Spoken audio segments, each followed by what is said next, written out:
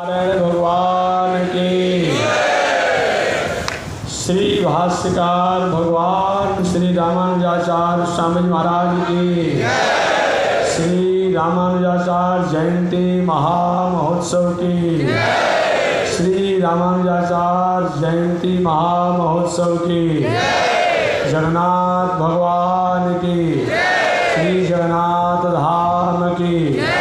पावन धाम की, पावन धाम की, पावन स्थल की, पावन महामहोत्सव की। जय जय श्री सीताराम, जय जय श्री राधेश्याम, जय जय श्री श्रीमन्नारायण, जय जय श्री भाष्यकार, जय जय श्री रामानुजाचार्य, जय जय श्री त्रिदंडी स्वामी महाराज।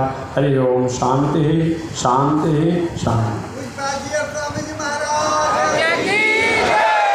श्रीमन्नारायण लक्ष्मी नारायण। श्रीमन्नारायण लक्ष्मी नारायण। श्रीमन्नारायण नारायण नारायण। श्रीमन्नारायण नारायण नारायण। श्रीमन्नारायण जगन्नारायण। श्रीमन्नारायण जगन्नारायण। लक्ष्मी नारायण नारायण नारायण। लक्ष्मी नारायण नारायण नारायण। बोलिए भास्कर भगवान श्री रामानुजाचार्य स्वामी महाराज की। विश्ववंदनाचार्य श्री त्रिदंडी स्वामी महाराज की। अनंताचार्य कृपया अनंताचार्य कृपया वेदांत द्वयपारगम रामकृष्णाग्र सर्वक विश्वक्सेन मुनिं भजे। नीलाचल निवासाय नित्याय परमात्मने सुभद्रा प्राणनाथाय जगन्नाथाय मंगलम्। यो नित्यमच्युतपदाम्बुजयो मरुक्मं व्याम। आवाज खोलो बाबू, गला बैठ रहा है। व्यामोहतस्तदितराणि तृणाय मेने अस्मद्गुरोर्भगवतो सदयैकसिन्धो रामानुजस्य चरणौ शरणं प्रपद्ये। परमाराध्य श्री लक्ष्मी नारायण भगवान नित्य वंदनीय पूज्य गुरुदेव श्री त्रिदंडी स्वामी महाराज के जुगल चरणों में कोटि नमन।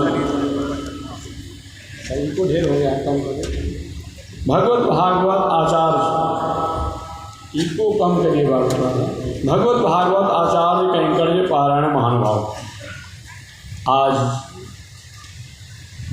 भाष्यकार भगवान श्री रामानुजाचार्य स्वामी महाराज छोड़िए जयंती महामहोत्सव है। आपने सुना होगा, जाना होगा, देखा होगा, पढ़ा होगा। भाष्यकार भगवान श्री रामानुजाचार्य स्वामी महाराज आज से 1009 वर्ष पहले, ये नहीं हो रहा है, 1009 वर्ष पहले इस धराधाम पर आए। इस संसार में आकर के मानव मात्र प्रपत्ति के अधिकारी हैं, भक्ति के अधिकारी हैं, ईश्वर प्राप्ति के अधिकारी हैं, आत्म कल्याण के अधिकारी हैं, आत्म उद्धार के अधिकारी हैं, मोक्ष के अधिकारी हैं। ऐसा संदेश हरि कृष्ण ने दिया तो सही माने में भगवत्पाद श्री रामानुजाचार्य स्वामी महाराज ने दिया। आप पूछ सकते हैं कि महात्मा जी जब ये बात है तो क्या और आचार्यों ने क्या किया? और आचार्य जो भी हुए, चाहे रामानुजाचार्य स्वामी से पहले हो या बाद में हो, सब लोगों ने रामानुजाचार्य स्वामी महाराज कि कहीं न कहीं छाया को छोड़ा नहीं, भक्ति पक्ष को छोड़ा नहीं, प्रपत्ति पक्ष को छोड़ा नहीं, वैदिक परंपरा को नहीं छोड़ा और उपासना को नहीं छोड़ा। एक बात और मैं निवेदन करूं, अलग अलग दर्शन, अलग अलग स्थितियों को प्राप्त किया। किसी ने कर्मकांड को प्रधानता दिया, किसी ने योग को प्रधानता दिया, किसी ने ध्यान को प्रधानता दिया, किसी ने ज्ञान को प्रधानता दिया, किसी ने एक मर्यादा को प्रधानता दिया, किसी ने आत्म तत्व को प्रधानता दिया और किसी ने ब्रह्म तत्व को प्रधानता दिया, तो किसी ने अपने में ही ब्रह्म तत्व की स्थापना की महानता दिया। परंतु हमारे भगवत्पाद श्री रामानुजाचार्य स्वामी महाराज ने समन्वय शब्द कर दिया। सभी को समन्वय एक साथ अगर करने का कहीं प्रेरणा प्राप्त होता है तो विशिष्टाद्वैत दर्शन और श्री रामानुजाचार्य स्वामी महाराज द्वारा होता है। एक बात और मैं निवेदन करूँ, आज भाष्यकार भगवान श्री रामानुजाचार्य स्वामी महाराज का जयंती महामहोत्सव है। आदि शंकराचार्य महाराज का भी जयंती महामहोत्सव है। पूरे विश्व में दो ही परंपरा ऐसी है जो मानव की पहचान कराने का कहीं प्रदर्शक है, कहीं प्रेरक है, चाहे वह शास्त्र के द्वारा हो, चाहे ग्रंथ के द्वारा हो, चाहे उपदेश के द्वारा हो, चाहे साधना के द्वारा हो। आदि शंकराचार्य जी भगवत्पाद श्री रामानुजाचार्य जी से पहले आए, आकर के वैदिक परंपरा कहीं कुछ विचारकों द्वारा, कहीं कुछ दार्शनिकों द्वारा वैदिक परंपरा को जानने के बाद भी, वैदिक परंपरा का अवलंबन से ज्ञान प्राप्त करने के बाद भी थोड़ी सी अपने स्वरूप से हट करके कुछ मानवों को, कुछ भक्तों, कुछ उस समय के राजाओं को अपने बस और प्रसन्नता करने के लिए कहीं के कुछ शब्दों का उन्होंने थोड़ी सी वैदिक परंपरा से हट करके उसको संदेश देना चाहा। जैसे चाहे वह जैन दर्शन हो, चाहे वह बौद्ध दर्शन हो और जो भी दर्शन है, कोई भी वैदिक परंपरा से अलग नहीं है। मैं तो हमेशा कहता हूँ, all thing bright and beautiful, all creature great and small. छोटे बड़े सुनहले चमकीले जो कुछ भी दुनिया में है उसको कोई न कोई बनाने वाला है। उसी बनाने वाले को हम गॉड, लॉर्ड, ईश्वर, परमात्मा, भगवान, नारायण, राम, कृष्ण के नामों से जानते हैं। अनेक रूप रूपाय विष्णु में विष्णु, वह विष्णु व परमात्मा अलग नहीं है। तो मैं निवेदन करना चाहूँ, कोई भी दर्शन हो, नो ऑब्जेक्शन, नो कमेंट, किसी पर कोई ऑब्जेक्शन नहीं है, किसी पर कोई कमेंट भी नहीं है।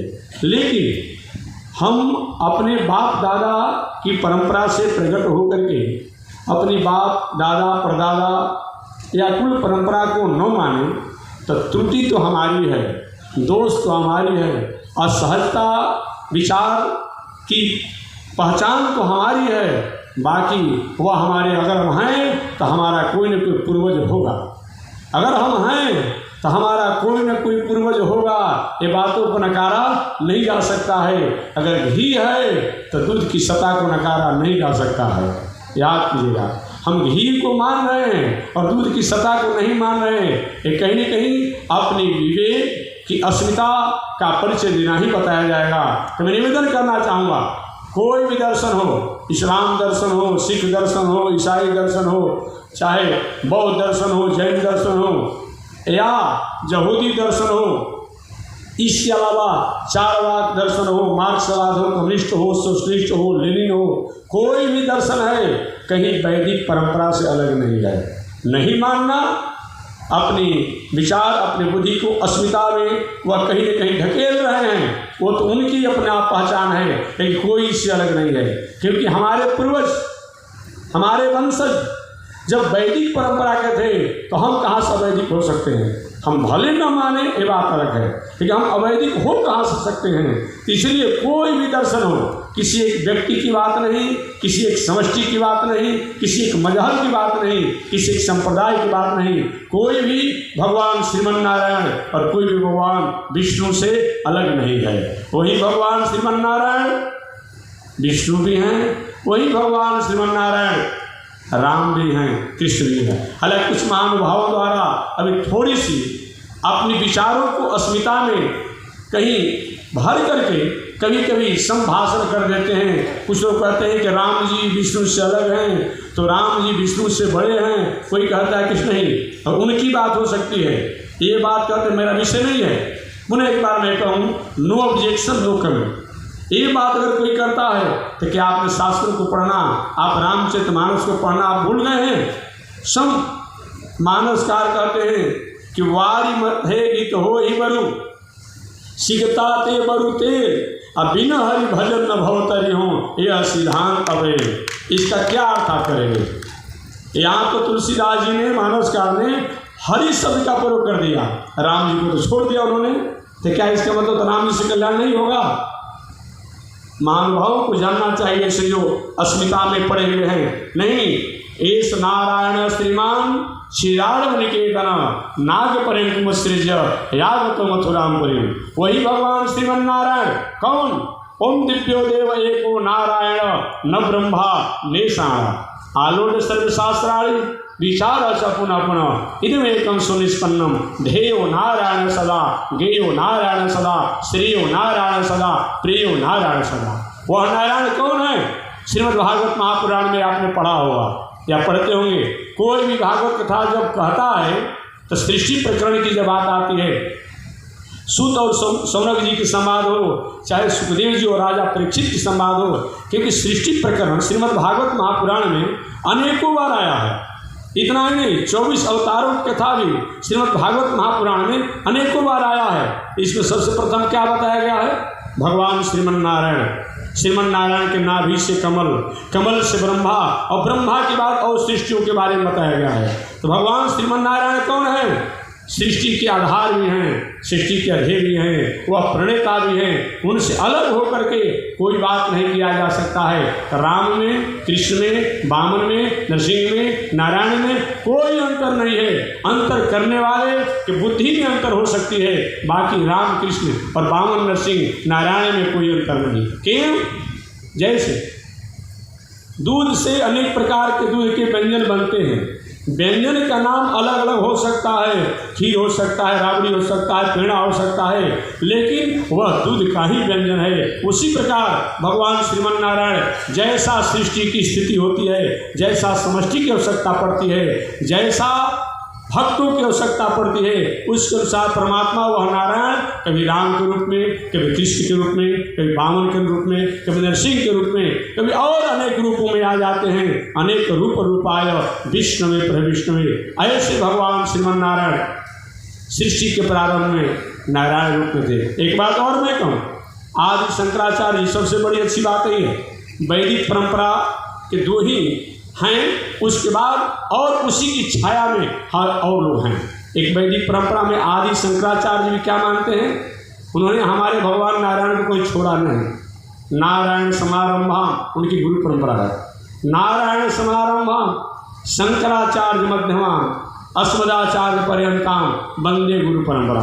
अंतर इतना ही है। अभी स्वामी जी ने बताया और भी जहाँ हमारे महानुभाव ने बताया, वे भगवान नारायण के हृदय में ही लक्ष्मी को मानते हैं।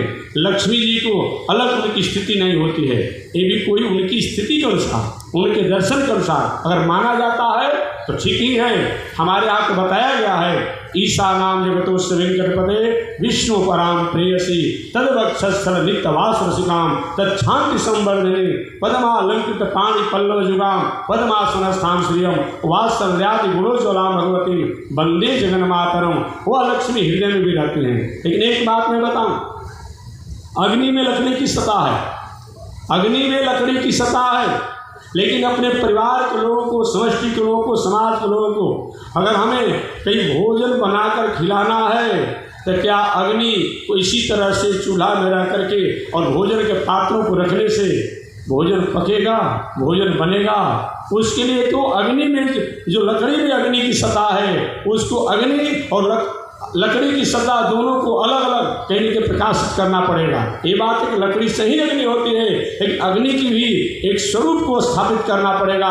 ठीक वही बात है हमारे लक्ष्मी और नारायण। जब प्राणियों को कृपा करना होता है तो भगवान श्रीमन नारायण लक्ष्मी जी के संसार में कहते भी आ भी चलो, और आप सम जीवाचार्य बन करके प्राणियों का उद्धार करो। वही हमारे नारायण के हृदय में निवास करने वाली जो लक्ष्मी है वह अलग हो करके और वह लक्ष्मी नारायण के रूप में भगवान हमारे जाने जाते हैं। आज शंकराचार्य ने नारायण को ही अपना गुरु माना और हम लोग भी नारायण को ही अपना गुरु मानते हैं, तो बहुत अंतर नहीं है। अंतर किस बात का रहा? आदि शंकराचार्य जी ने वैदिक परंपरा की रक्षा करने के लिए जो प्रयास किया उस समय के लिए होना ही चाहिए। आदि शंकराचार्य जी ने वैदिक परंपरा की रक्षा तो करना चाहा, लेकिन समष्टि के लोगों को जैसे वैदिक परंपरा का लाभ प्राप्त हो, लाभांश प्राप्त हो, फायदा हो, ऐसा के लिए तो हमें प्रपत्ति मार्ग की आवश्यकता है, भक्ति मार्ग की आवश्यकता है, समाज की समन्वय की आवश्यकता है। तो समय मध्यकाल में आदि शंकराचार्य के बाद चलते रहा, लोगों में थोड़ी सी आपसी उलझने बढ़ती रही। सब वेद के अधिकारी होना संभव नहीं है, योग के अधिकारी सबके लिए होना संभव नहीं है। उसी बीच में हमारे भगवत पाद श्री रामानुजाचार्य स्वामी महाराज आए और आकर कहा, हे दुनिया में रहने वाले लोग, आप परमात्मा के हैं, आप ईश्वर के हैं। केवल हमारे भगवत पाद रामानुजाचार्य नहीं कहते हैं, हम नहीं कहते हैं। वेद भगवान सृष्टि के प्रारंभ के हैं। आज से 50,000 करोड़ वर्ष पहले वेद भगवान सब भगवान श्रीमन नारायण से प्रकट हुए हैं। वेद को किसी ने बनाया नहीं है, जैसे आपने अपने रोमा को उगाया नहीं है। हमारे साथ रोमा हो जाता है, तो वेद भगवान को किसी ने बनाया नहीं है। जह निष्ठा वेदा, भगवान श्रीमन नारायण के श्वास से वेद प्रकट हुआ। ऐसे वेद प्रकट होकर के और सृष्टि समष्टि का मंगल किया। तो मेरे रामानुजाचार्य स्वामी महाराज ने उस वेद की परंपरा को प्रचार करने के लिए क्या किया? आदि शंकराचार्य जी ने जो उस समय का परिस्थिति था, उस परिस्थिति में उनकी आवश्यकता थी। बाद में चलकर मानव मात्र भक्ति का, प्रपत्ति का, शरणागति का अधिकारी है। इसके लिए आदि हमारे भगवान श्री रामानुजाचार्य स्वामी ने प्रपत्ति मार्ग को प्रधानता दिया। और आपने सुना होगा भगवत्पाद रामानुजाचार्य स्वामी महाराज के पूज्य गुरुदेव ने श्री रामानुजाचार्य स्वामी महाराज को भक्ति प्रपत्ति मार्ग का उपदेश दिया, संदेश दिया कि बेटा इसको गोपनीय रखना है। रामानुजाचार्य स्वामी महाराज ने श्रीरंगम के गोपुरों पर, जिसको आप लोग गेट कहते अपनी भाषा में, हाँ, वहाँ खड़े होकर के और जिस गोपनीय प्रपत्ति मर्ग, शरणागति मर्ग, मूल मंत्र जो है जिसको कहते हैं नारायण मंत्र, उपदेश दिए और मंत्रों को उपदेश दिए। सारे लोग सुनकर के धन्य हो गए, धन्य हो गए। नीचे आए रामानुजाचार्य स्वामी महाराज। गुरुदेव ने कहा, रामानुज आप मेरे शिष्य हैं और मैंने आपको कहा था इस मंत्र को उपयुक्त समझ करके ही संदेश देना है, कहना है।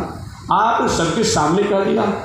भगवान श्री रामानुजाचार्य गुरुदेव, ये तो हो गया मेरे द्वारा, आगे इसका परिणाम तो बता दीजिए क्या होगा, सुनाने का क्या परिणाम होगा और जो सुनने वाले का क्या परिणाम होगा। आदि श्री रामानुजाचार्य स्वामी महाराज के गुरुदेव ने कहा, रामानुज जो सुनेगा वो तो मोक्ष को प्राप्त करेगा और सुनाने वाले को स्थिति नहीं होगी, अर्थात वो अपने स्वरूप को पहचानने में कहीं उसकी कठिनाई हो सकती है कि प्रभु इसका मतलब क्या होता है, अर्थात जिसको अपनी भाषा में कहते हैं हम मोक्ष तक नहीं पहुंच पाएंगे।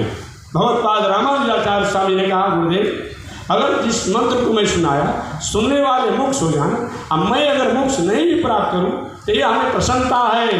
रामानुजाचार्य स्वामी महाराज की भाषा को सुन करके श्री रामानुजाचार्य स्वामी महाराज के गुरुदेव ने कहा, रामानुज ये तुम्हारी परीक्षा थी, ऐसा नहीं होगा।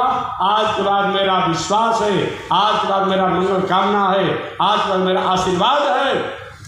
जो प्रपत्ति मार्ग में रहने वाला, शरणागति मार्ग में रहने वाला होगा, चाहे कोई भी हो, वैदिक में वेद परंपरा में कहा गया है, ब्राह्मण हो, क्षत्रिय हो, वैश्य हो या अन्य कोई भी हो, देशी हो विदेशी हो, अगर कहीं वैदिक परंपरा को स्वीकार करते हुए खान पान, रहन सहन, उठन बैठन, बोल चाल, संगत को पवित्र करके अगर रामानुजाचार्य स्वामी महाराज द्वारा मूल मंत्र को, जिसको हम लोग शरणागति मंत्र कहते हैं, प्रपत्ति मंत्र कहते हैं, नारायण मंत्र कहते हैं, स्वीकार करता है तो निश्चित रूप में वो परमात्मा का अधिकारी होता है।